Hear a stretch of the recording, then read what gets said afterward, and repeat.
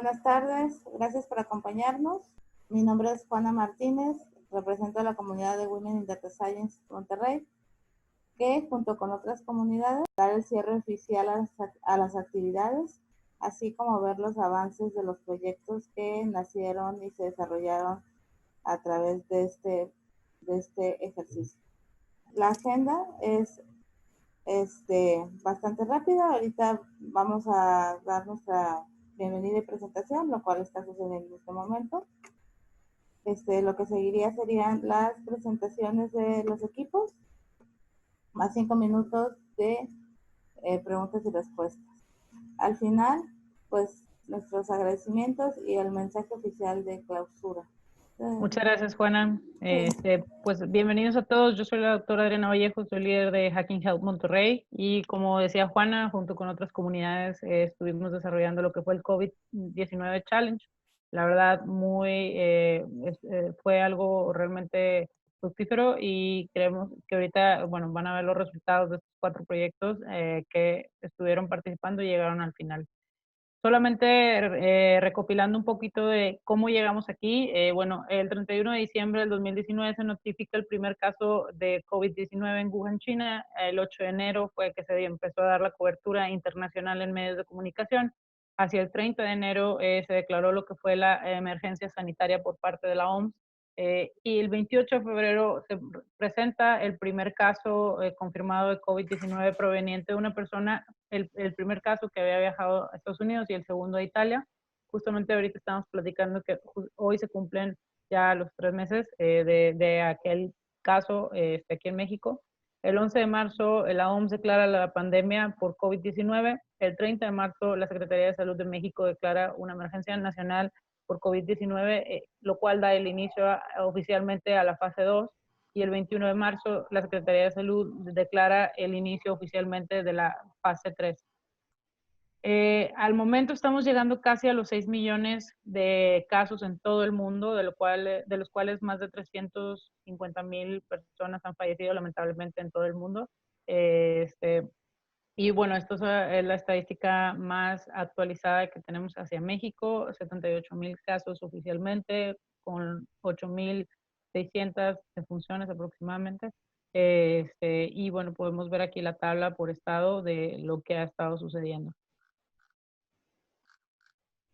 Como resumen de actividades, me gustaría dar paso a Matías para que pudiera platicar sobre esto. Bien, gracias Adriana, un gusto, saludos a todos, bienvenidos a los que se están sumando recién.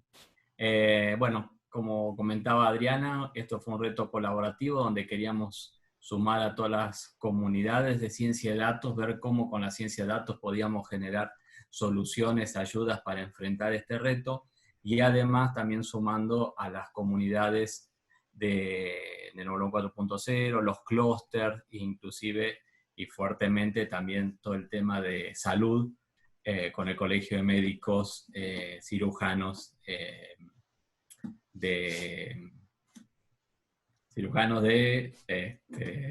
me fue el nombre. Ayúdame, Diana, está muteado. Perdón, del Estado de Nuevo León. Sí. Bien, donde teníamos como track desarrollo de información para investigación y soluciones de obtención de información y analítica, ¿no? Tratar, digamos, que con esos 2 tracks poder ver los resultados que hoy vamos a lograr ver. Si podés continuar a la siguiente. El resumen de actividades, bueno, tuvimos, ya lo comentó Adriana, el arranque, recibimos los proyectos, se presentaron hace prácticamente 2 meses, 3 meses, digamos, los prototipos, ¿no?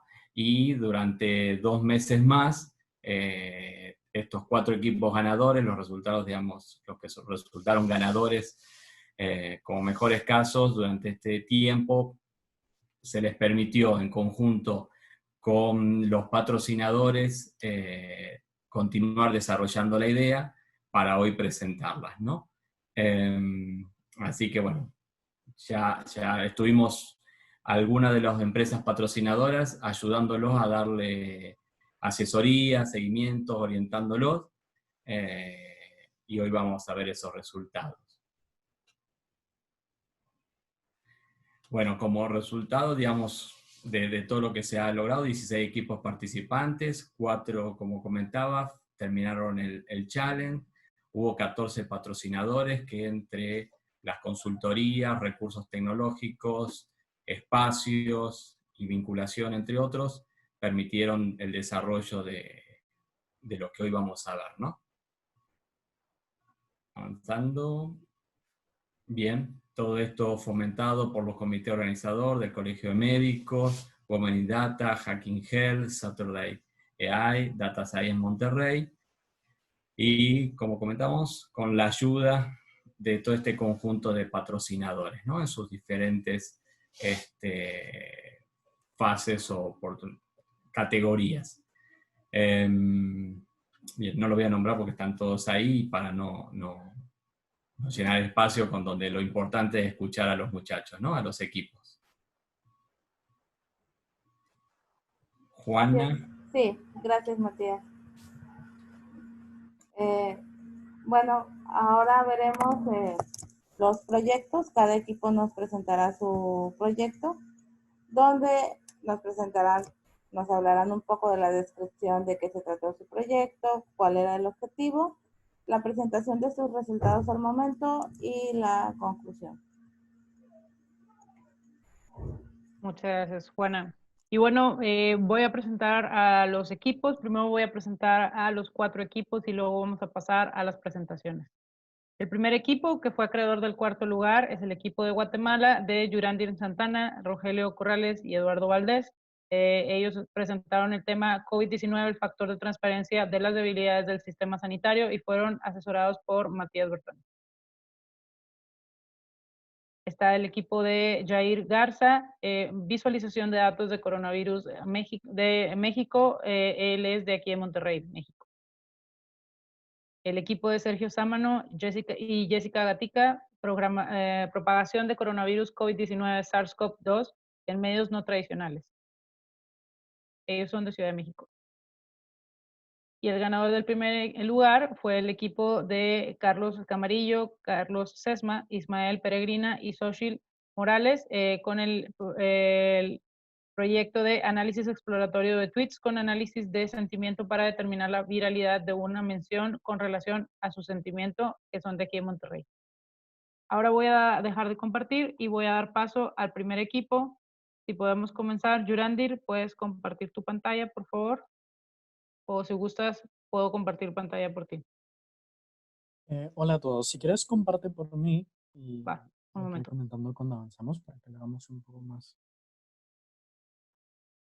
Ok. Listo. Listo. Cuando quieras comenzar, dime. De acuerdo, a ver si me permite, se está cargando. Sí. Bueno, buenas tardes a todos. Como menciona Adriana, mi nombre es Yurandir Santana. Yo voy a estar presentando en nombre del grupo. Afortunadamente todos nos pueden estar acompañando y en cualquier momento pues quizá vayan a estar escuchando algún comentario de ellos. Como mencionaba Adriana, el grupo está compuesto por Eduardo Valdés de México, Rogelio Corrales de Cuba y mi persona de Guatemala, y hemos sido asesorados durante todo este proceso por Matías Bertoni. El nombre de nuestro proyecto es COVID-19, el factor de transparencia y las debilidades del sistema sanitario. Nos hemos enfocado en el track 2, que ha sido sobre sobre investigación con base en fuentes de información viables. Entonces, podemos continuar. En la descripción de qué se ha tratado nuestro proyecto. Bueno, nosotros, cuando comentaba Matías en este proceso del challenge, el pasado mes de febrero, yo presentaba en ese momento que las estimaciones realizadas para Latinoamérica no podían ser dictaminadas de una manera precisa, o de que el impacto que estaban teniendo países europeos y asiáticos iba a ser el mismo, o de una manera, o se iban a comportar de una manera similar acá en Latinoamérica. La situación experimentada, obviamente, por este tipo de países que afrontaron esta pandemia en una primera instancia, como fueron los países asiáticos y europeos, no fueron una homologación de lo que pasó después en los países de nuestra región. Es por ello que surgió la necesidad en ese momento de realizar una investigación en profundidad de la situación actual en materia de salud pública. Es decir, teníamos los métodos, sabíamos lo que estaba pasando, pero éramos conscientes de que no iba a pasar de la misma manera, por diversos factores que nosotros no podemos compararnos con los países europeos, desde lo demográfico hasta infraestructura y financiamiento, como lo vamos a ver a continuación. Es por ello que nos hemos fijado el siguiente objetivo en el proyecto, que ha sido generar un informe de investigación basado en la explotación de datos sociales y económicos en Guatemala y en México, que permitan documentar las causas del impacto y estrategias de mitigación del COVID-19 en los países de la región. En este caso más concreto, por términos de tiempo, nos hemos enfocado en Guatemala y en México, y estos han sido nuestros sujetos de investigación. Previo a presentarles los resultados finales, me gustaría comentarles cómo ha sido la metodología para lo que nosotros hemos llegado hasta acá en este punto. Nos hemos enfocado en 3 bloques donde hemos ido desarrollando la investigación. El primer bloque ha sido sobre una investigación en materia de salud pública para Guatemala y México sobre los 6 elementos básicos que la OMS cataloga como tal esenciales para un sistema de salud público efectivo. Estos son, en primer lugar, la prestación de servicios, que consiste en que los buenos servicios de salud son aquellos que brindan calidad, seguridad y efectividad a toda la población sin excepción alguna, evitando barreras lingüísticas, económicas o sociales. También el segundo elemento básico es el personal sanitario. Este elemento es aquel que ve lo de la fuerza laboral, que debe funcionar de manera receptiva, justa y eficiente para lograr los mejores resultados de salud posible. Esto no consiste solo en tener un número muy grande de doctores, sino proporciones entre enfermeras y doctores, por ejemplo. Se evalúa también la cobertura, es decir, a continuación lo veremos más detallado, pero para irles adelantando, por ejemplo, en Guatemala existe el problema de que el personal médico está muy centralizado. Entonces, lo que se busca es de que esté la cobertura de servicios acompañado por el personal capaz de atender esos servicios. Posteriormente, el tercer elemento básico es la información, que un sistema de información de salud es aquel que funciona bien, garantizando la producción, el análisis, la difusión y el uso de la información confiable y oportuna sobre todos los factores claves que pueden interactuar en materia de salud en una población. El cuarto punto son los productos médicos, vacunas y tecnologías, que esto consiste en todos aquellos bienes que tiene los sistemas de salud público para llevar a cabo sus tareas de manera efectiva. Estos deben garantizar el acceso equitativo a todos los servicios esenciales, los productos médicos, tecnología de calidad asegurada, enfocada siempre en la seguridad, en la eficacia y en la rentabilidad. El quinto punto es la financiación, que es que un buen sistema de financiamiento de la salud es aquel capaz de recaudar fondos para la salud de manera que pueda garantizar que las personas puedan usar los servicios necesarios y estén protegidos de catástrofes financieras de salud como es la que enfrentamos ahora, o el empobrecimiento asociado a los países de la región, sin tener que pagar por ellos y sin que el factor económico sea una limitante al acceso a la salud. Y por último, y quizá el más importante o el que más influencia ejerce en los otros 5 elementos, es el liderazgo y la gobernanza. Este elemento implica garantizar una política estratégica con los marcos existentes y que se combinen con una supervisión efectiva de manera autónoma por cada país de la región. Esto también tiene que ver con la construcción de coaliciones, la provisión de regulaciones y los incentivos apropiados para la fuerza laboral. Además, se debe realizar un enfoque en la atención al diseño del sistema y la responsabilidad de efectuar estos mismos sistemas. Es decir, no solo diseñar sistemas de mejora, sino implementarlos y asegurar que el resultado obtenido sea el mismo que en un momento se planteó y era el esperado. Entonces, con base en estos 6 elementos, hemos desarrollado una investigación. Por temas de tiempo en la presentación no vamos a ser capaces de desarrollar todos los temas. Sin embargo, posteriormente vamos a compartirles el informe total para que ustedes puedan leerlo con más detenimiento. y puedan indagar un poco más en cada uno de estos 6 elementos.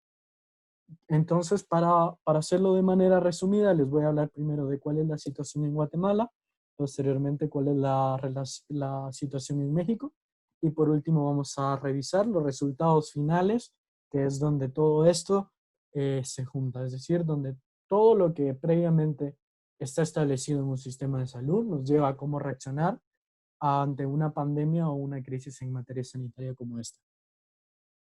Entonces, para empezar, en Guatemala la prestación de servicios está a cargo del Ministerio de Salud Pública y Asistencia Social. Acá también está conformado esta parte del ministerio por el sector militar, que se encarga de atender a todos los militares y policías y a sus respectivas familias. También está la parte privada. Sin embargo, en Guatemala se afronta un problema muy grande, y es que el tema de la pobreza y la desnutrición, que ha acompañado al país por años, va ligada a la falta de cobertura en materia sanitaria.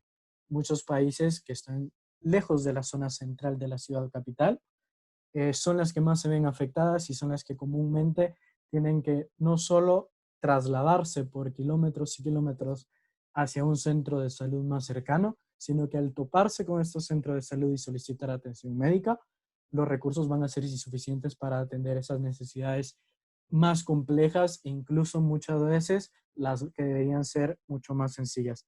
Esta es principalmente la problemática en prestación de servicios en Guatemala. Estas barreras lingüísticas y económicas que no deberían existir están muy presentes y son algo que no ha cambiado en los últimos 8 años. ¿Por qué les digo 8 años en concreto? Porque en 2012 el mismo Ministerio de Salud Pública y Asistencia Social diseñó un plan de mejora y de implementación en cuanto a esto.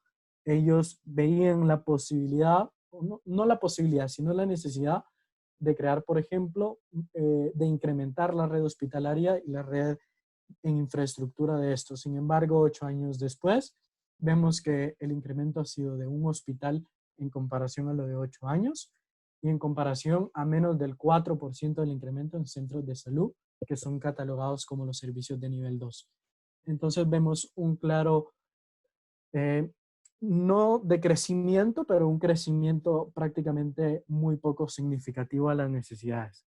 Posteriormente podemos ver que la fuerza laboral es un sector que, al igual que la prestación de servicios e infraestructura, no ha crecido.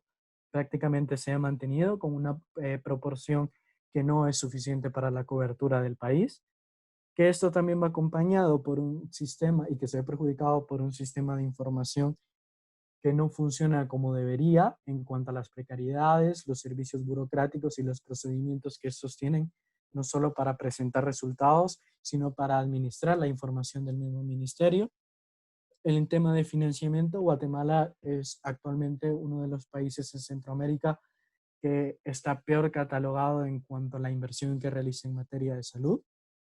Solo por detrás en algunos aspectos, en algunos y no todos, por detrás de países como Belice y Nicaragua, cuando Guatemala es el país con la mayor población a nivel centroamericano.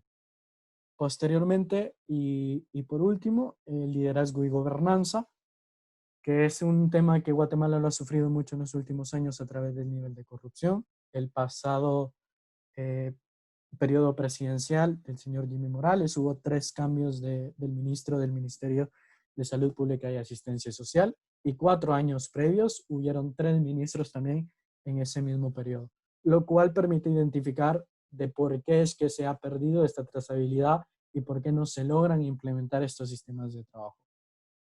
Ahora vamos a ver la situación de México. Obviamente la situación de México es muy diferente a la de Guatemala en términos de no solo de lo que genera, sino del tamaño y la proporción del país, y las necesidades que tiene son muy diferentes.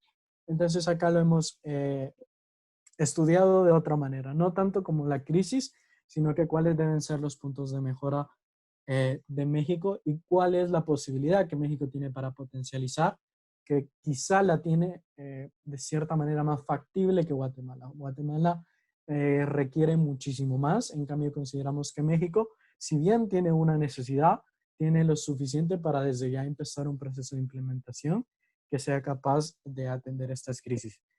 Entonces, en el informe hemos detallado los mismos, los mismos 6 elementos, con información, con datos, con la proporción de doctores, enfermeras, por ejemplo, en la fuerza laboral, en el tema de infraestructura, en la prestación de servicios. Hemos detallado cuáles son aquellos hospitales líderes en la región y que son no solo motivo de orgullo, sino que un ejemplo de qué es lo que se debería propagar por todo el resto del país y quizá no solo en el epicentro o en aquellos estados más grandes, y así hemos ido detallando. Por temas de tiempo, vamos a pasar a dónde converge todo esto. Y si quieres, Adriana, podemos regresar a la primera gráfica. Gracias. Y acá converge todo en el tema de la pandemia, cómo estos países se están afrontando. Porque si bien todos estos países, la crisis ha afectado a todos por igual, en mayor o menor medida, sin importar el país, la lengua o incluso el continente, cómo lo ha manejado y cómo lo llevan a manejar cada país se ve también muy influenciado por los recursos que tienen. Es decir, si bien el COVID es una pandemia que vino a afectar muy fuerte, se ve influenciada e incluso se ve reforzada por lo que nuestros sistemas sanitarios son hoy en día y lo que representan hoy en día. Entonces acá es donde converge todo. Para empezar tenemos una gráfica de cuál es la situación actual. Nosotros hemos decidido en esta gráfica ingresar lo que son la información de México y Guatemala, que son los dos países en los que nos hemos enfocado. Aparte tenemos lo de Alemania y Corea del Sur, que los vemos como países con implementaciones y estrategias correctas para la mitigación de la expansión y los resultados. Y por último, Italia, que es uno de los escenarios más negativos de la evolución del virus. Acá vemos cómo la evolución acumulada de los casos confirmados y de los muertos en estos países va desarrollándose. Obviamente por temas geográficos, México y Guatemala e incluso Corea del Sur no tiene ese mismo trayecto que ha tenido Italia y Alemania en cuanto a tiempo. Entonces, si podemos pasar a la próxima. Acá ya observamos en mayor detalle estos países que más corresponden entre ellos en cuanto a la misma información, como pudiese ser Guatemala, Corea del Sur y México. Acá vemos que los casos confirmados presentan una evolución muchísimo más rápida en México en cuestión de contagio. Esto según la información reportada, el periodo durante el cual permanecen enfermos los casos es mucho menor que el de los otros dos países en comparación, como el de Corea del Sur y Guatemala. Acá podemos ver cuáles son estas diferencias, ¿no? Que cada país lo administra de una manera diferente. Esto se debe a diversos factores demográficos como en Corea del Sur y como de Guatemala y México, que han tenido más tiempo para prevenir y preparar esta situación, y por los mismos factores que hemos hablado previamente, tanto de recursos en materia de salud como en el reporte de la información y de los casos. Posteriormente podemos pasar a la siguiente gráfica, que acá evaluamos lo que es el análisis de la tasa de mortalidad. Acá podemos ver que como los países ya mencionados, como en una gráfica como porcentaje de los decesos diarios por los casos confirmados. Acá realizamos una suavización de la curva utilizando medidas movibles en periodicidad semanal para que pudiéramos facilitar el análisis de estos. Acá podemos ver de que el caso de Corea del Sur y Alemania muestran un comportamiento bastante controlado, mientras que el caso de Guatemala muestra un comportamiento similar con una tendencia no creciente. ¿Qué pasa con Guatemala acá? Y si se dan cuenta en el inicio de la gráfica, es de que Guatemala tuvo su primer deceso en los primeros días. Recién se estaban confirmando muy pocos casos y por eso podemos ver de que esta gráfica está suavizada, de manera que esto no nos debería de impactar tanto porque fue un evento muy particular y que no se suele repetir o que no se ha repetido de manera continua en muchos países. Acá vemos también de que el alto porcentaje de mortalidad reportada en el periodo inicial de la pandemia para el caso de Guatemala tiene situaciones muy particulares, y ya podemos pasar a esta cuarta gráfica. Acá ya podemos ver cómo se ilustra el comportamiento del índice de casos recuperados. Esto respecto al número de casos confirmados durante toda la etapa de propagación del virus. Es posible, acá podemos apreciar cómo en etapas tempranas, cuando hay pocos casos confirmados, lo podemos ver de manera a través de esta línea puntuada. Tenemos un alto porcentaje de recuperados, ya que el ritmo de crecimiento de los casos no ha llegado a un periodo crítico. Entonces podemos ver cómo posterior a esa evolución en crecimiento de casos, nos encontramos con un valle en el caso de los recuperados. A excepción de Italia, podemos ver que México, Guatemala lo está experimentando, Corea del Sur y Alemania lo han experimentado. Posterior a este crecimiento de recuperados, decae y posteriormente ya se vuelve a estabilizar. Y bueno, esta es nuestra última gráfica y para llegar, nosotros llegamos a diversas conclusiones. El análisis, repito, lo podrán ver de manera más detallada, no solo de esta gráfica, sino del informe general en el archivo que compartiremos. Pero esencialmente a lo que queríamos llegar a la conclusión en esta presentación es de que tenemos un sistema de salud deficiente, precario, que tiene mucho por mejorar y que todo esto va a depender de una serie de factores. No uno en particular, ni de una persona en particular, ni de un grupo de personas o una población en general, sino que va a depender del esfuerzo de todos. Por ejemplo, veíamos que el director de la OMS hace unas semanas manifestaba que el rápido aumento de la demanda de instalaciones y profesionales sanitarios amenazaban con dejar algunos sistemas de salud sobrecargados e incapaces de funcionar eficazmente.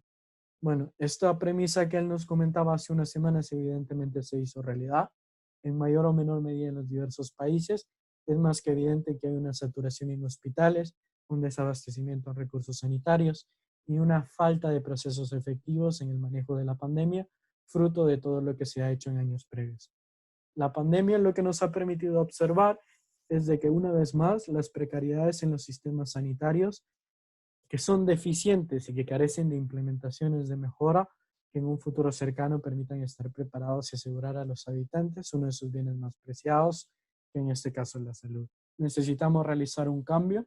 En caso contrario, ante un caso similar en algunos años, la situación se va a repetir y no estaremos aprendiendo de estos errores que a día de hoy estamos cometiendo.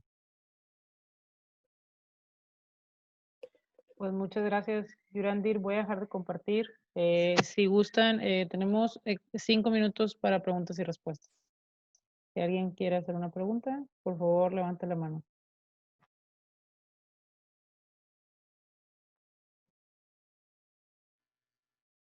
¿No? Ok, no, al parecer no hay ninguna pregunta. Sin más, bueno, pues ahora pasamos con Yair Garza del equipo 2. Muchas gracias, Yurandir, por la presentación. Yair, ¿tú tienes la presentación para compartir? ¿Tú gustas comenzar? Listo. ¿Me escucho bien? Sí, te escuchas bien. Muy bien, ok. Bueno, buenas tardes a todos.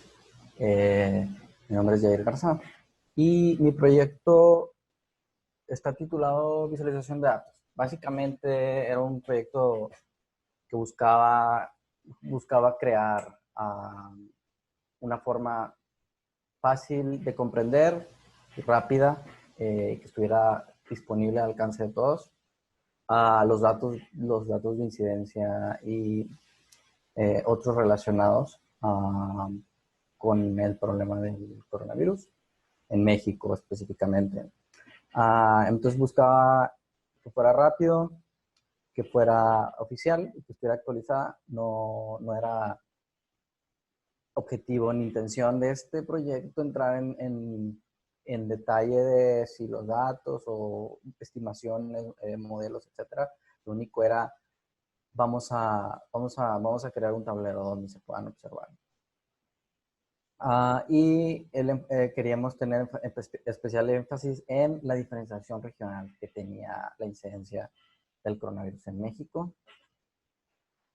Y para hacer más larga mi presentación, agregué un poquito de historia. Que en un comienzo lo que queríamos hacer era este tablero a nivel mundial. Cuando empezó esto no existían tableros a nivel mundial, o si acaso había un par de ellos.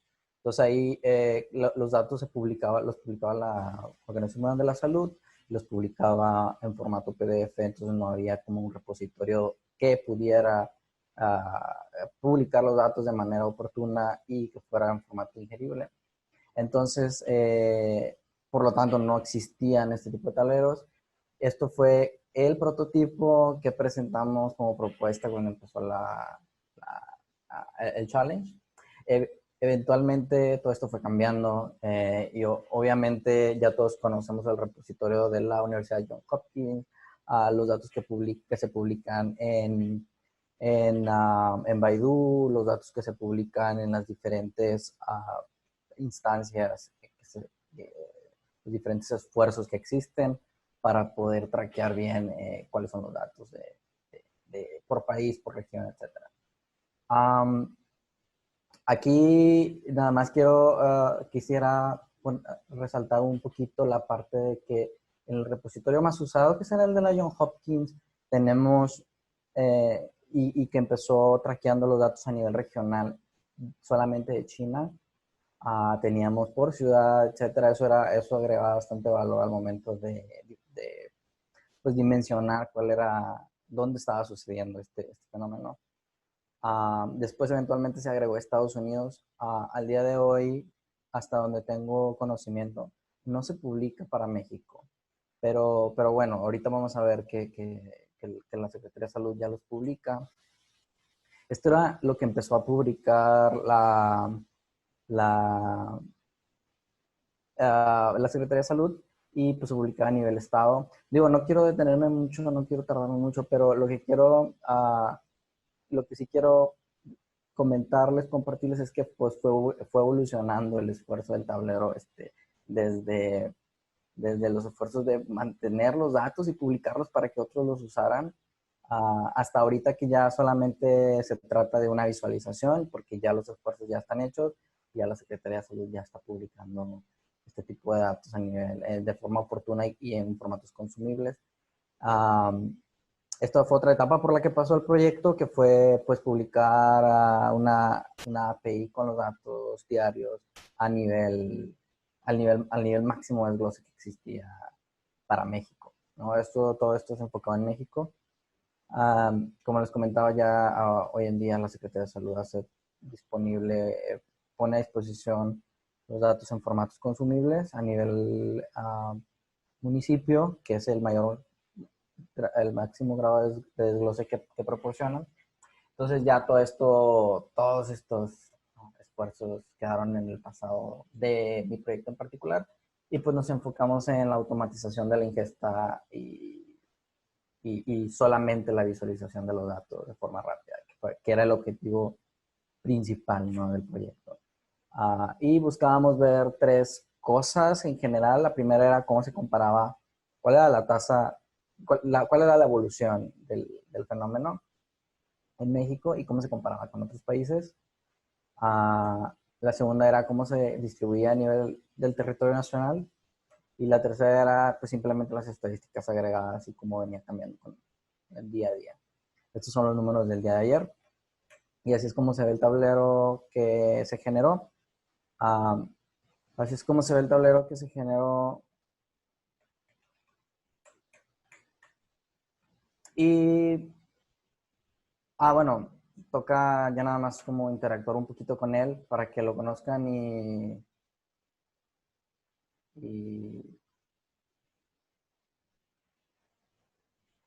vean, pues digamos, cómo se ve. Es que tengo la barra arriba y me está estorbando en las pestañitas. Quiero hablar bueno, dónde está puesto. Se puso en Heroku. Es un servidor en la nube que usa Amazon Web Services. Y básicamente esto es, así se ve, así se visualiza y se actualiza todos los días con los datos de la Secretaría de Salud y se actualiza de forma automatizada. Entonces, no sé si tengan alguna duda. Esto es básicamente el proyecto, ¿no? Aquí termina. Muchas gracias, Jair. Ahora pasamos a la sección de preguntas y respuestas. Si alguien tuviera alguna pregunta, por favor, abrir su micrófono o levantar la mano. Voy a mostrar brevemente, digo, escucho las preguntas mientras me hacen las preguntas, mostrar brevemente cómo se ve en la parte, pues ya en el web. Ahí está la dirección, por ahí se las paso. Y el nivel de desagregación de la Secretaría de Salud que publica, pues es a nivel municipio. Y pues los casos se actualizan todos los días aproximadamente a las 6 de la tarde. Digo, eso puede ir cambiando. En mi opinión, una de las partes más importantes es la parte de la evolución comparada con otros países, y la línea punteada aquí pues yo la puse como sería la tasa de crecimiento para doblar cada 5 días, la tasa de casos confirmados. Y ahora sí, ¿alguna duda, pregunta, sugerencia? ¿Alguna persona que tenga alguna pregunta? Matías acá. Claro. Bien, Jair. Felicitaciones. Se ve, tiene muy linda vista el tablero. Pregunta loca, no sé si se puede o no se puede. Digamos, ¿se puede combinar y predecir después sobre esto junto con los semáforos que ahora colocó el gobierno por estados y municipios?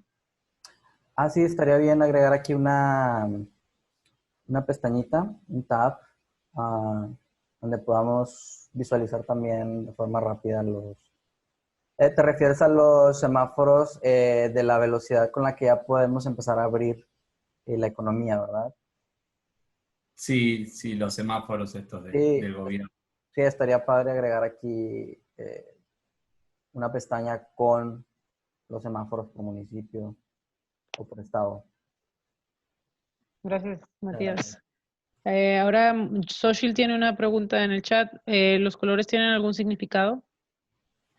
Sí, pues básicamente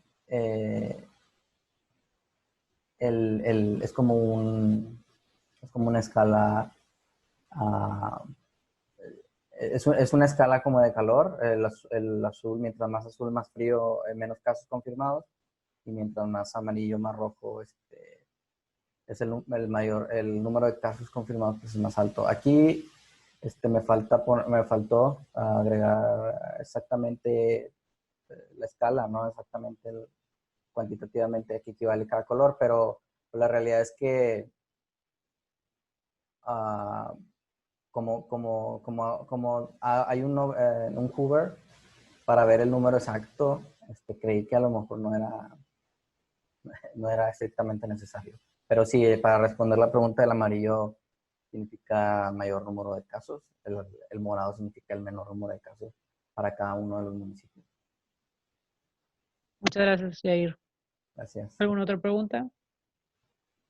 Yo tengo una. Claro. Jair, ¿cómo haces la extracción de los datos desde el sitio de gobierno? ¿Es manual o es en automático? Bueno, el tablero, como te comentaba, pasó por muchas etapas. Ahorita es en automático. La Secretaría de Salud publica un archivo en CSV, me parece. Si no es Excel, es texto separado por comas. Entonces de ahí la aplicación va a leer los datos y publica. Como siempre sigue el mismo formato, pues no es necesario revisar o cambiar nada. Entonces, Claro.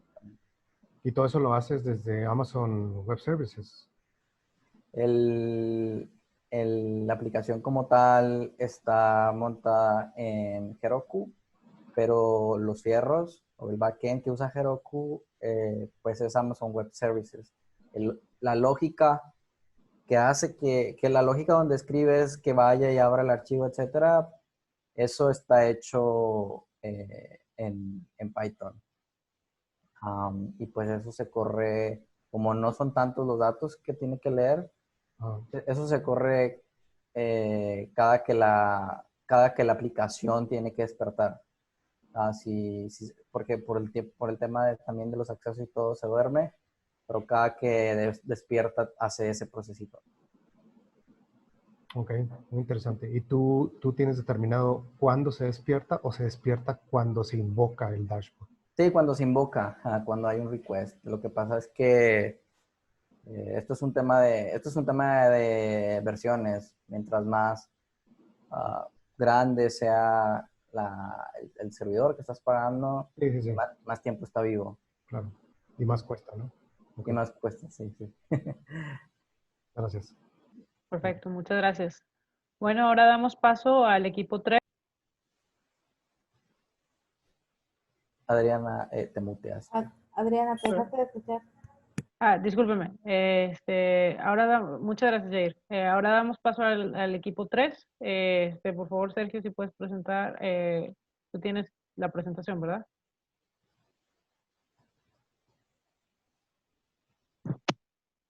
Sergio.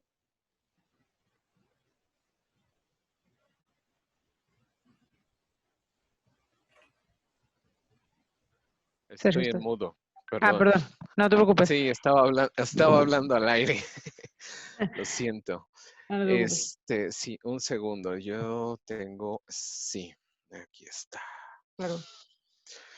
Iniciar presentación y compartir pantalla. Listo.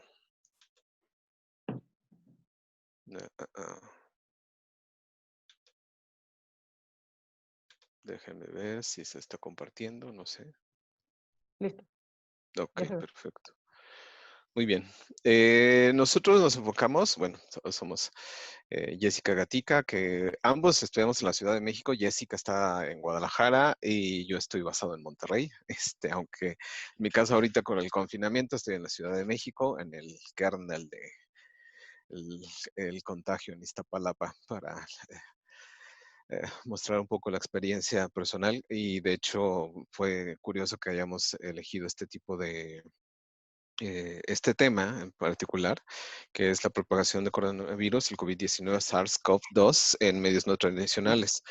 Recordar que SARS-CoV-2 es ya cuando tenemos la enfermedad del máximo, el síndrome agudo respiratorio severo. Y originalmente nosotros habíamos propuesto que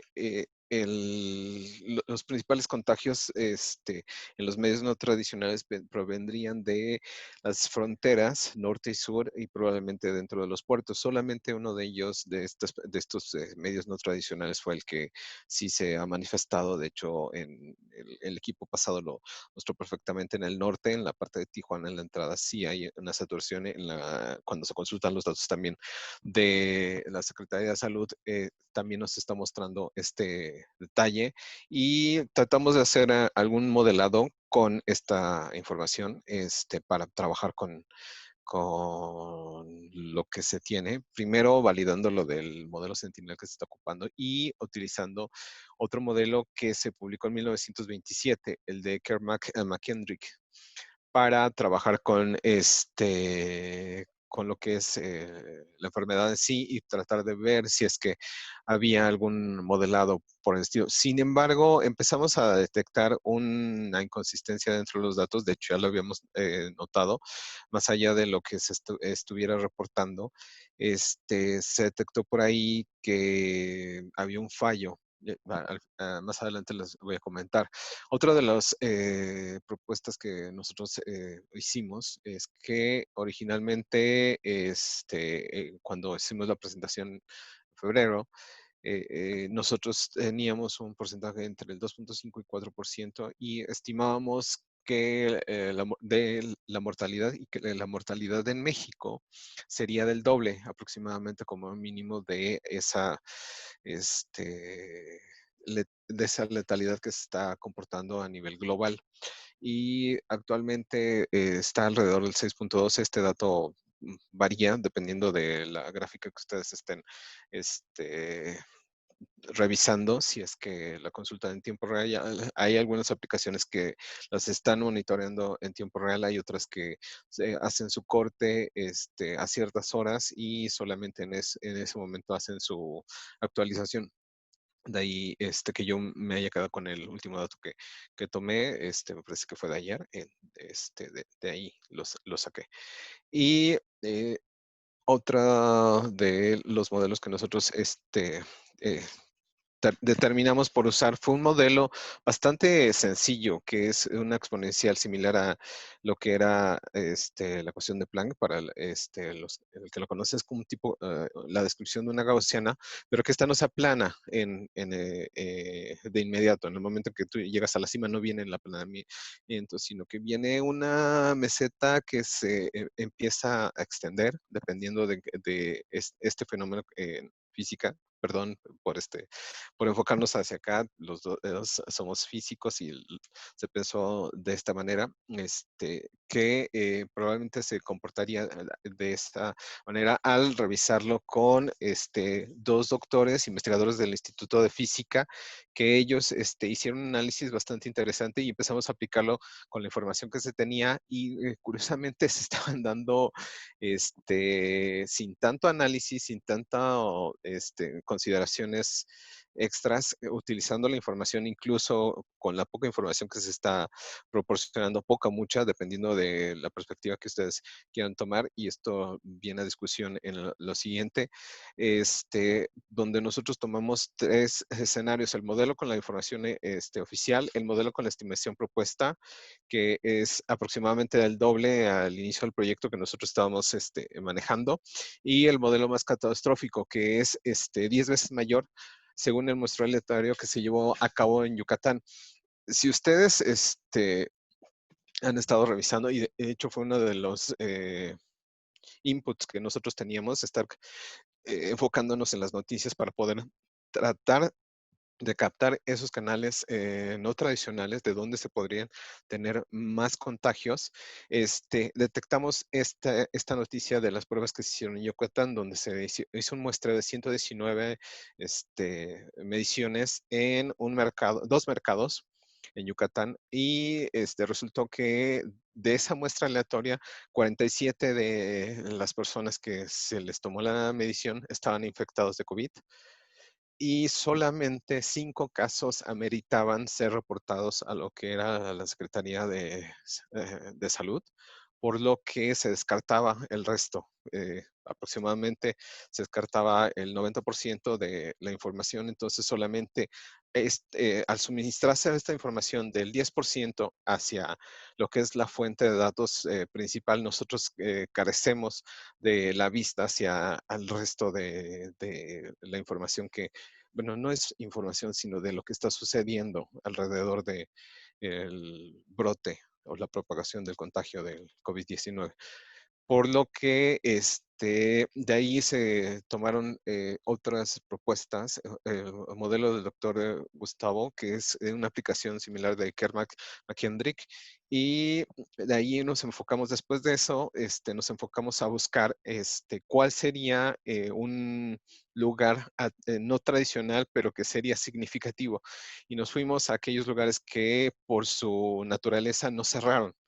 Uno de ellos es la central de abastos, que se encuentra en Iztapalapa, es la más grande de América Latina, y los tianguis en lo que es la zona conurbada, muchos de ellos no cerraron en lo que fue durante el principio. Hasta mediados de mayo se tomó la decisión de cerrarlos, e incluso algunos de ellos no cerraron del todo. Se pusieron puestos en algunas de las casas o locales donde regularmente se ponen estos tianguis, y aprovechando la localidad, seguían vendiendo sus productos, y la gente seguía consumiendo, seguía saliendo a la calle a tratar de, pues, obtener sus insumos, lo que es la comida, todo esto que corresponde a la compra de frutas, legumbres y verduras. Y curiosamente, dentro de este lugar se hizo énfasis en lo que es una ubicación, la nave OP.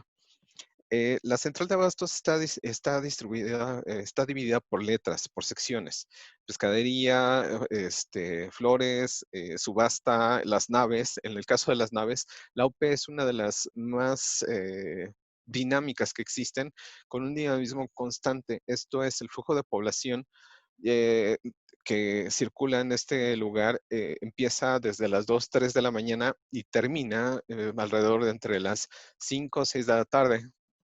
Es una constante, no hay temporada baja, tiene una dinámica bastante peculiar y que dentro de los mismos reportes al interior de la central de abastos, consultando con la gente, sí se empezó a verificar que era uno de los lugares donde más contagios se estaban realizando. Entonces, quisimos meter un análisis sobre el comportamiento demográfico de la población de ahí.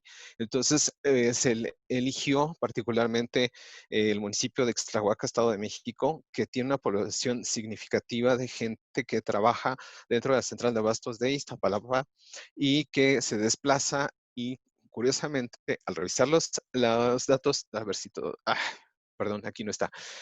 Al revisar los datos que están en la Secretaría de Salud, ustedes hacen el filtro hacia lo que es el Estado de México, en particular a lo que es Iztahuaca, van a localizar que hay un comportamiento atípico de este municipio, teniendo el doble o hasta el triple, dependiendo de los municipios que ustedes consulten alrededor de este lugar, pero con una población que se desplaza directamente hacia lo que es este centro de trabajo y que ha sido portador de el virus hacia estos lugares. Entonces, detectamos un medio no tradicional que es en el cual se debe de poner énfasis al momento de tomar las medidas pertinentes para poder regular o poder proteger la salud de la gente, tanto que trabaja como la gente que consume estos. Hasta ahorita he tratado de buscar cuánto tiempo vive, bueno, no vive, sino que está activo el virus, perdonen la expresión, está activo el virus dentro de lo que es, o sobre la superficie de lo que es las Sergio, te dejamos de escuchar. Sí, no te escucho. para poder determinar si es que sobre estas superficies, que es donde todos vamos que es prácticamente el corazón de la cocina mexicana, qué tanto podría ser probable que nosotros nos pudiéramos contagiar de esto. Todavía eso quedó pendiente y también quedó pendiente sobre el que nosotros tuvimos que desechar estos modelos porque apareció un análisis sobre un factor de que considera el exceso de mortalidad, ya ahí brincando o analizando esta información, este exceso de mortalidad es un análisis que existe en el cual se hace una catalogación de cuántas actas de defunción se han emitido por en la Ciudad de México se realizó y salió el resultado hasta en mayo, publicado en mayo, que solamente se estaba reportando del exceso de mortalidad el 25% de lo que se estaba presentando. Hay un pico atípico de exceso de mortalidad que existe en la Ciudad de México derivado de este comportamiento, por lo que tuvimos que desechar los modelos que estuvimos ocupando al inicio y tuvimos que retomar el modelo sencillo para poder trabajar con esta información, porque con este indicador que todavía nos faltó trabajar más bien, nos pudo o nos podría permitir tomar algunas políticas extras. No sabemos si este exceso de mortalidad se deba a un incremento de la violencia, no sabemos si es que tiene que ver a que muchos de los centros de salud que no eran COVID se transformaron en COVID y fueron de alguna forma asignados o reasignadas las personas que llevan sus tratamientos normales hacia otros centros de salud o simplemente se les interrumpió y al no recibir ese tratamiento, desafortunadamente han fallecido.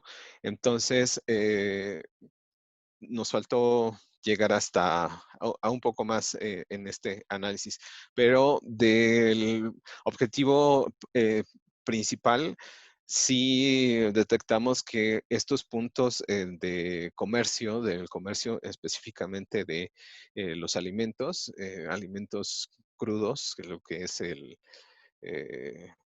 todas las frutas, legumbres, etcétera, que se consumen en el país, puede ser un factor determinante como uno de los de los puntos no tradicionales a que se debe de poner un poco de énfasis, porque no se limita el contagio o el contacto entre persona, y eso hace que se siga eh, propagando el contagio y se nota. Cuando se hace la dinámica, se hizo la dinámica entre lugar de trabajo, población recurrente, que es el vínculo directo que se tomó entre Ixtlahuaca y la central de abasto de Iztapalapa, se notó ese pico significativo de contagios. Aquí lo dejo. Perfecto, muchas gracias, Sergio. Si tenemos alguna pregunta para Sergio.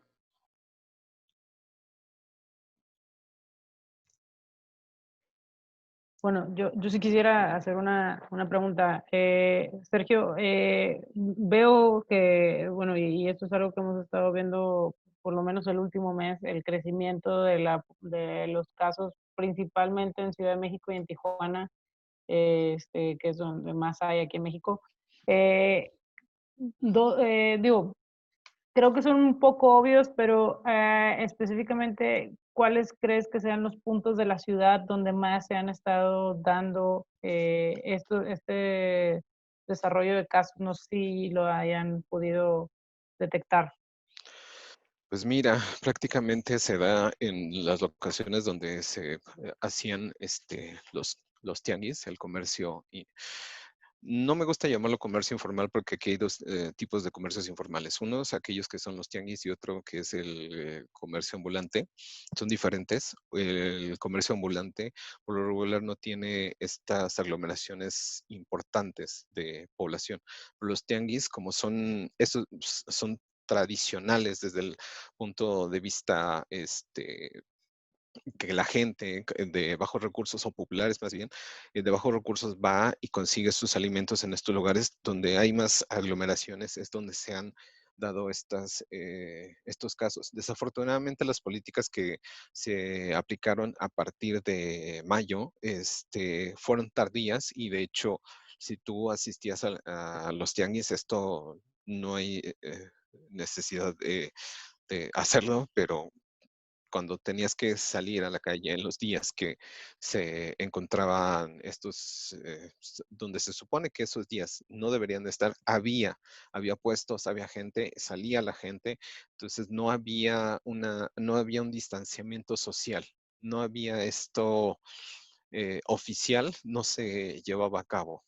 Eso es uno de los principales motivos por los cuales no se ha podido mitigar y de hecho se ve un surgimiento más fuerte en algunas colonias, de hecho, que tú puedas encontrar donde calles enteras, justo porque no tomaron este distanciamiento, se han dado casos de contagios severos. Muy bien, Sergio, gracias. ¿Hay alguna otra pregunta? Ok, muchas gracias, Sergio. Si gustas, podemos dejar de compartir, por favor. Sí. Y ahora vamos a dar paso a Ismael y a Xochitl para que nos presenten el tema del equipo 4, por favor.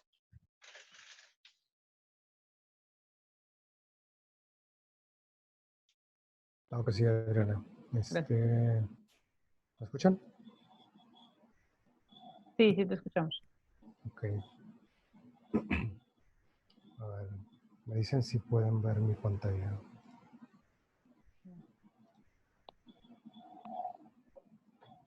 Sí, ya la vemos. Sí. Ujú. Solamente lo pongo en la presentación. Bueno, nosotros somos el equipo 4. Nuestro proyecto trata del análisis exploratorio de tweets para conocer la voz de la ciudadanía de Monterrey en 2 escenarios. Cabe mencionar que nuestro proyecto fue, como también algunos de los otros compañeros ya lo han mencionado, fue reencaminado de lo que originalmente era.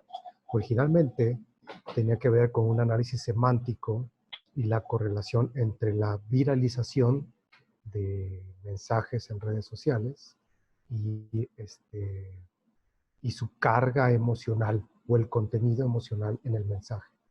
¿Por qué lo reencaminamos o por qué el scope del proyecto lo cambiamos? Porque nosotros, a la hora que empezamos a tocar base con nuestro patrocinador, con nuestro sponsor, que es TechSalud, nos dimos cuenta de la necesidad de poder ayudar a la comunidad o a los doctores o en fin, en este escenario en el que vivimos directamente con un impacto en salud, que es lo que más urge, ¿no?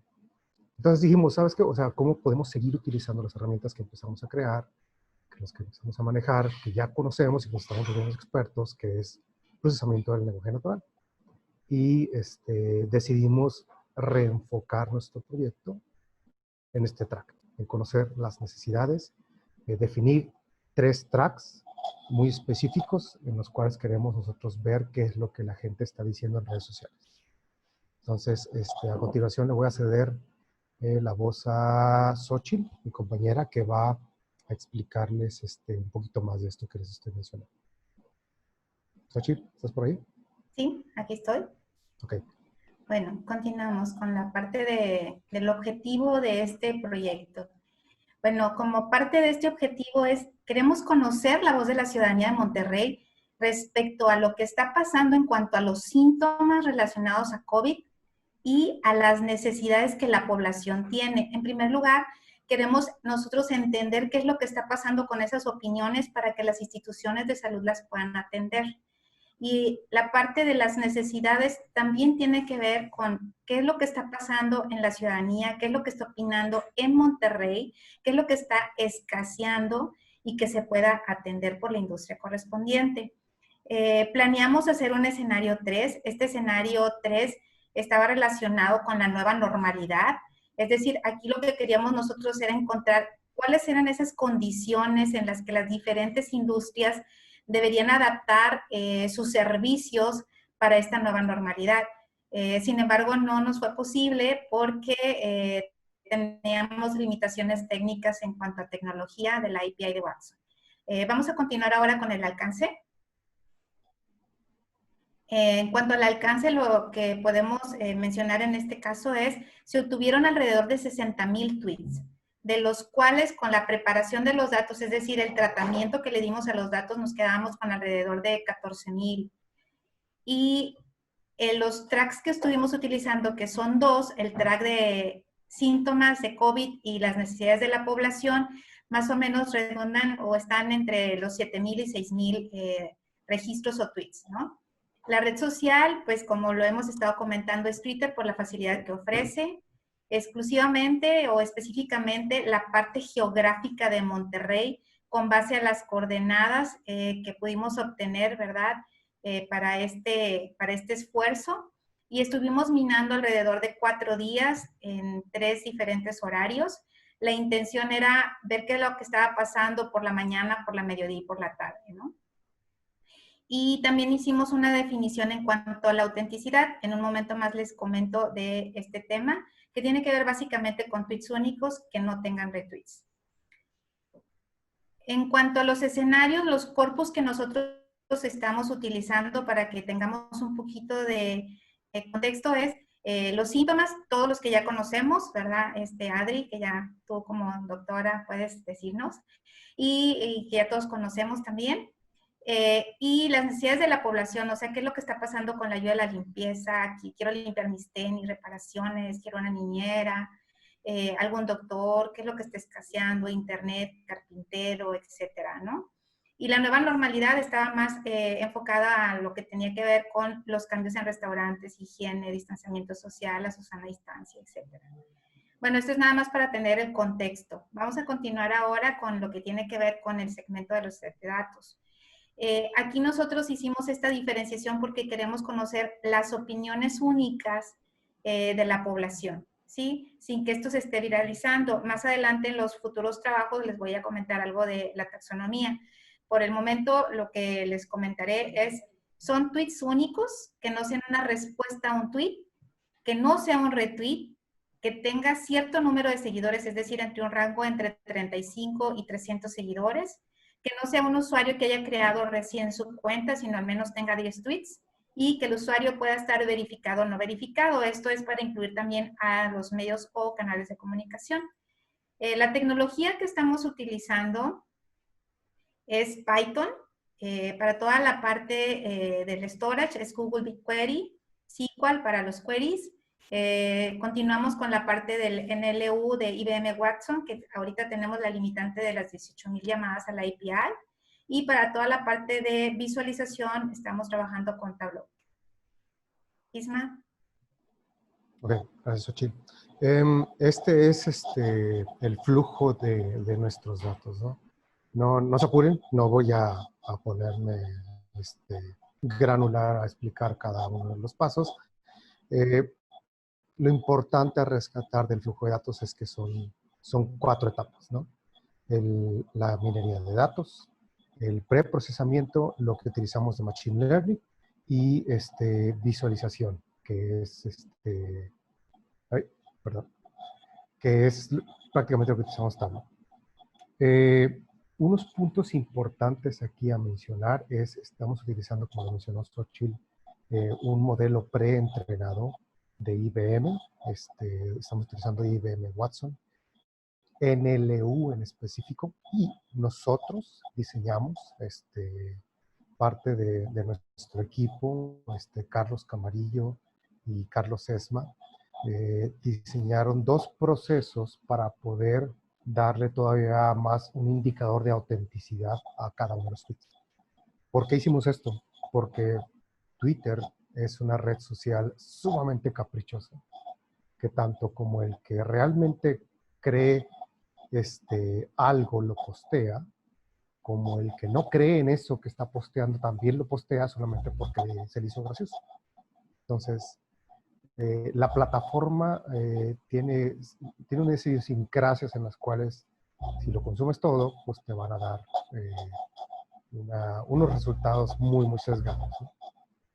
Entonces, aquí fue una combinación de entre Machine Learning, nuestros propios findings, nuestros ingenieros y nuestros científicos de datos que dijeron, vamos a utilizar esta fórmula, vamos a utilizar esta manera de clusterización y de clasificación. Bueno, en vez de enseñarles esta filmina, les voy a enseñar el dashboard que creamos. Díganme si lo pueden ver completo. Sí, lo vemos. ¿Sí? Ok. ¿Cuál es nuestro objetivo? Nuestro objetivo es poder dar un indicador a quien sea que está utilizando el dashboard de qué es lo que está pasando en la sociedad, por lo menos dentro de Twitter, en 2 tracks hasta ahorita, ¿no? Como les mencionaba Xochitl, el tercero quedó pendiente porque nos acabamos las llamadas al API. Entonces, de las necesidades, ¿qué estamos nosotros viendo en cómo se puede utilizar este dashboard?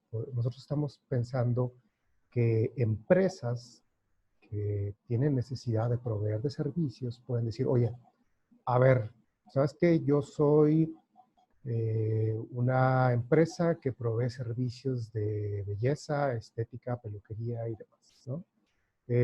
Vamos a ver, vamos a navegar dentro de Style and Fashion, que es una de nuestras categorías, y luego dentro de Hair Care. Como pueden ver, los nombres de las categorías, subcategorías y tópicos están en inglés. Esto se puede cambiar en español. Lo tomamos así porque es lo que nos arroja en LU aún y cuando el entendimiento es en español, ¿sí? Entonces podemos ver todas las personas que dicen, bueno, ahora me quiero cortar el pelo, ¿qué hago? ¿No? Creo que ahora me voy a cortar el pelo unos 8 dedos más. La verdad que Bruno aprendió a cortar el pelo. Todas las personas que, si extiendo aquí esta visualización, ¿ustedes se ven a sí mismos o no? Nada más ven mi presentación, ¿verdad? ¿O no? Sí.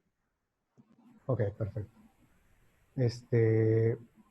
Entonces, ¿qué es lo que se puede llegar a hacer? Se puede llegar a discernir qué tanto hay de parte de la población de una necesidad de un servicio en particular, ¿no? Por ejemplo, aquí si yo le pongo Family and Parenting,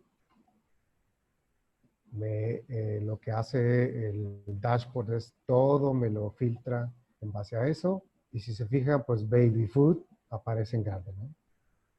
Y bueno, obviamente no, todavía no filtramos las malas palabras y demás. Pero bueno, aquí puedes ver que empiezan a hablar sobre comida de bebés, ropa de bebés, las personas que tienen específicas necesidades, en fin, todas estas, dependiendo de las categorías, subcategorías y de los tópicos, ¿no? ¿Qué es otra de las cosas que nosotros estamos utilizando? Estamos utilizando un modelo de Machine Learning. Nosotros podemos decidir la precisión del modelo. Entonces aquí yo le pongo, por ejemplo, 95%.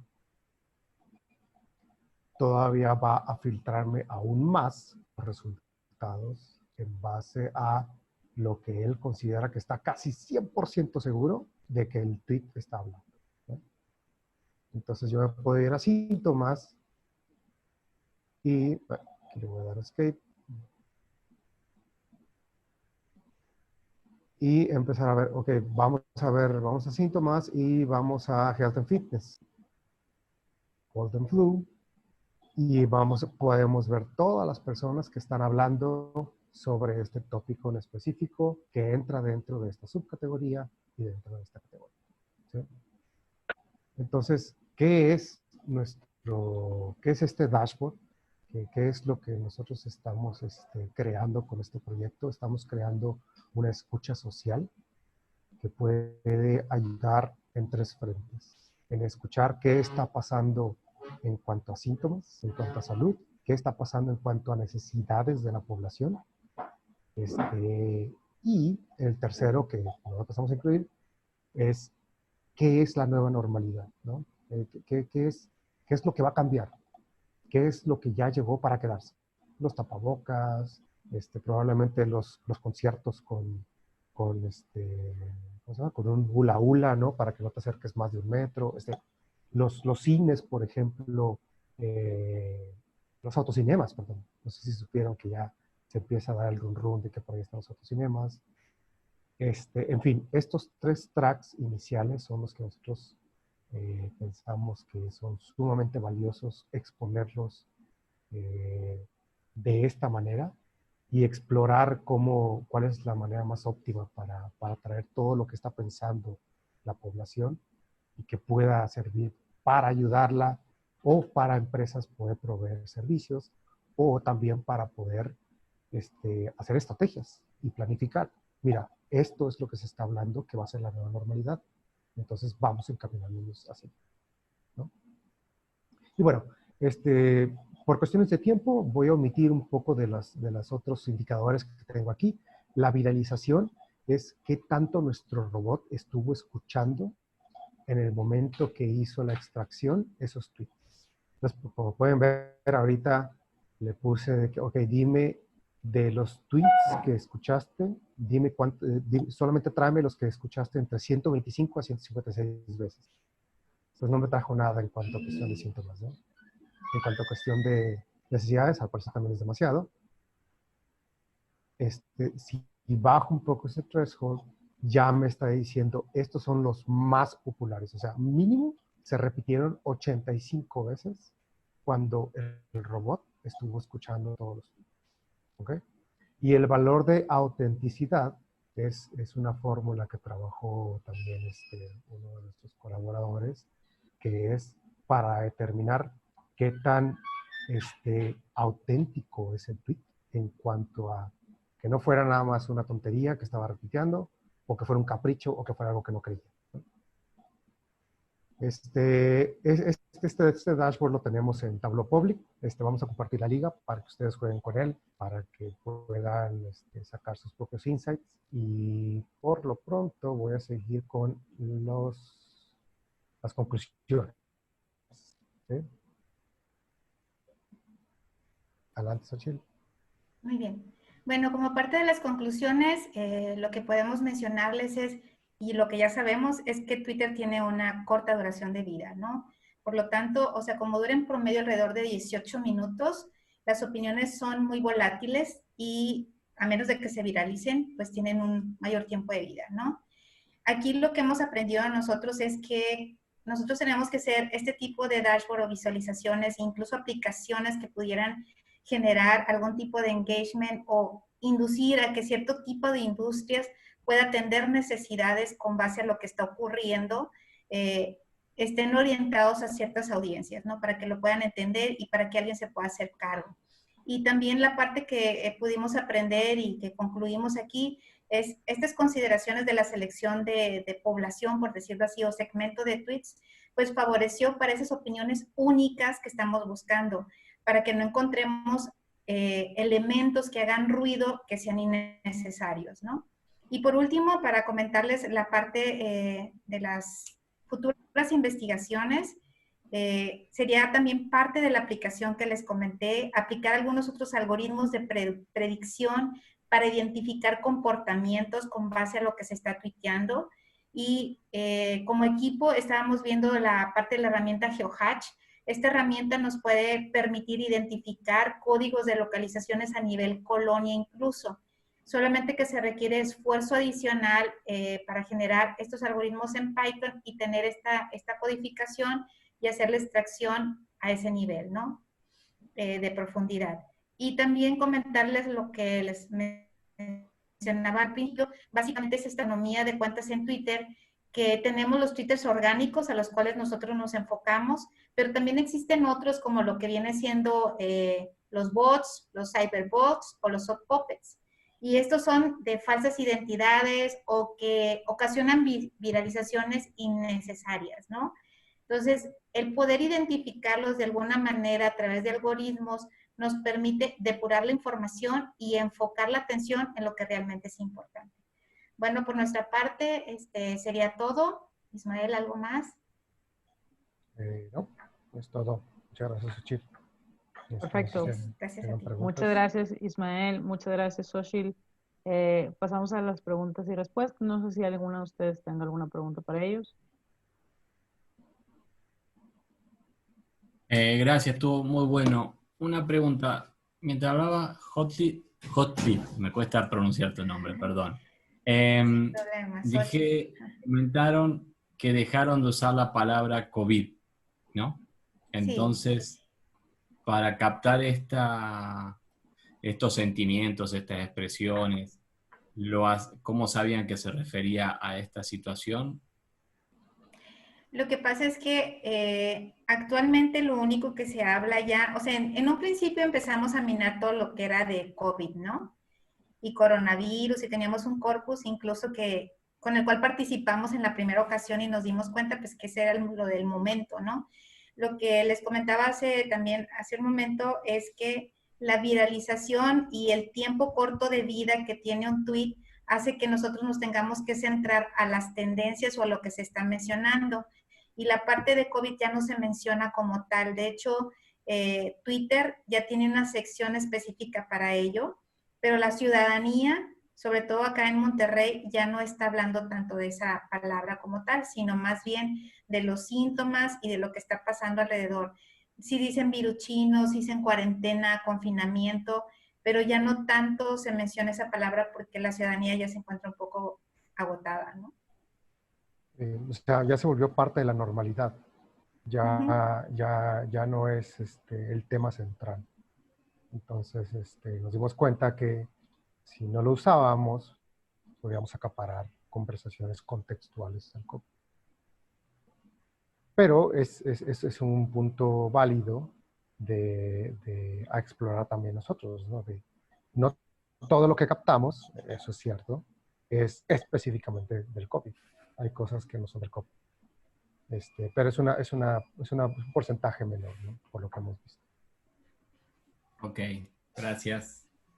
Sí, correcto. Perfecto, ¿hay alguna otra pregunta?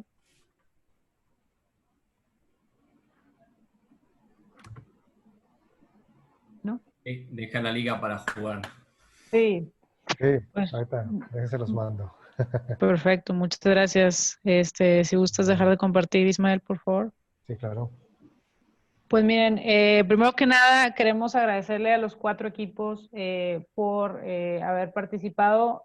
Comentarles que al término de esta grabación vamos a platicar con los equipos para hacer las diferentes publicaciones y comentarlo a través de las redes sociales, específicamente del grupo de Facebook del COVID Challenge, de dónde van a poder encontrar un poco más de información acerca de estas conferencias que vimos, perdón, de estas presentaciones que vimos el día de hoy. Y bueno, ahora me gustaría dar paso a Juana Ramírez para lo que sigue, por favor. Juana. Soy Juana Martínez. Perdón. No, sin problema. Pues, antes que nada, muchas gracias por haber participado. La intención de este challenge fue dar apertura a personas que querían colaborar a través de sus conocimientos, realizando herramientas. Así como se realizó este challenge, se ha realizado muchos otros. Creo que aquí la importancia tanto de las comunidades como de toda aquella persona que quiera ayudar es buscar estas plataformas abiertas para darle difusión a sus proyectos. Al final, como Adriana menciona, vamos a seguir dándole difusión a los proyectos a través de nuestros grupos de Facebook, de las comunidades y del COVID Challenge. Y pues oficialmente, si nadie más tiene un comentario, no sé, Adriana, Eduardo, Matías, que quieran comentar algo, pues podríamos dar por cerrado el evento. ¿Quieren comentar algo? Eduardo tiene la voz del cierre. Sí. Bueno, no sé si sea la última, pero pues digo, es un pequeño comentario, nada más agradecerles a los participantes, pues poner sus habilidades a disposición de las comunidades donde pues, vivimos para ayudar a entender este problema, a sobrellevar, resolver este problema. Digo, creo que es parte de lo que podemos generar con estas pues comunidades y las vinculaciones que luego se van dando, pues ser una sociedad más dinámica y pues apoyar nuestros esfuerzos con la tecnología que estamos pues impulsando, ¿no? Muchas gracias, Eduardo. Matías. También, no sé, como está Javier, que fue uno de los patrocinadores, si quiere dar unas palabras, que está ahí Javier ante la cámara. Hola, ¿qué tal? Buenas tardes. Pues más que nada felicitarlos a todos por su esfuerzo y por la persistencia, ¿no? Es complicado, nos ha tocado a muchos de nosotros durante estos 2 meses tener que ir cambiando prioridades. Pues muchas felicidades por proponérselo y por llegar hasta al día de hoy, pues ya con un gran avance en cada uno de sus proyectos. Muchas felicidades y a todos los que participaron también. Excelente, muchas gracias. Matías, ¿tienes algunas palabras? Sí, yo me sumo a las palabras de felicitaciones. Ahora, digamos, estuve ayudando, siguiendo a Yubrandir y su equipo. Parece que 2 meses es mucho tiempo, pero cuando tenés que introducir dentro de las actividades diarias de trabajo, estudios, carrera, etcétera, se complica y bueno, sé que han trabajado sábados, domingos, madrugadas, todo en general. Bueno, yo en este caso sería ayudante de equipo y bueno, llegar a este logro es muy bueno. Ojalá que no se corte acá, sino que cada uno le pueda seguir avanzando, porque creo que son iniciativas muy interesantes que pueden aportar bastante, ¿no? Desde la investigación a las plataformas como vimos en varios casos, ¿no? Así que ojalá lo sigan y no lo abandonen o que les dispare algunas oportunidades, ya sea de negocio, investigación, etcétera, que les sea de valor y que sobre todo les sea valor a la sociedad, ¿no? Bueno, yo nada más quisiera terminar por agradecerles a todos ustedes por participar, por animarse a entrar en el sector salud. Yo sé que no es tan sencillo, tuvieron que entender mucha terminología que tal vez alguien antes no se habían familiarizado con ella, y hacerlo también en un tiempo, como dice Matías, récord, ¿verdad? balanceando pues un poco de su vida laboral, personal y con este challenge. Invitarlos a que continúen yendo a las diferentes comunidades que estamos participando aquí, que continúen en contacto con todos los que han conocido a lo largo de estos meses. Y bueno, seguimos vamos, compartiendo información a través de lo que va a ser las redes sociales y también pues hay por WhatsApp, ¿no? Seguimos en el contacto. Me gustaría nada más terminar, si pueden abrir su cámara rápidamente para tomar una foto, un screenshot, si se puede, por favor. No importa si no están peinados. Si están en pijamas, ya saben, no importa. Oh, Dios. Excelente. Aprovechando el espacio, y para cerrar, perdón, Adriana, gracias a todos los patrocinadores en todos sus aspectos, desde la difusión a el caso de patrocinios con herramientas, tarjetas, etc. Así es. Ya tomé la foto para que no se sintieran así como tan rápido. Es cierto, muchas gracias a todos los patrocinadores. Gracias a ustedes por todo el apoyo y esperamos que podamos dar seguimiento para próximos challenges, que sabemos que vienen muchas cosas muy interesantes. Tal vez estés escuchando de otras iniciativas en próximos meses, ¿verdad? Sobre todo con lo de la nueva normalidad, a ver cómo nos vamos adaptando a eso. Así es. Así es. Pues nada, gracias sí. al público presente también, que se sumó a escucharlos a los equipos. Así es. Pues nada, sin más, yo creo que como dice Juana, pues con esto terminamos, agradeciéndoles a todos y vamos a subir esta presentación a las redes sociales. Así es. Muchas gracias. Aplausos. Gracias. Felicidades. Que les vaya bien. Bye. Chao, hasta luego.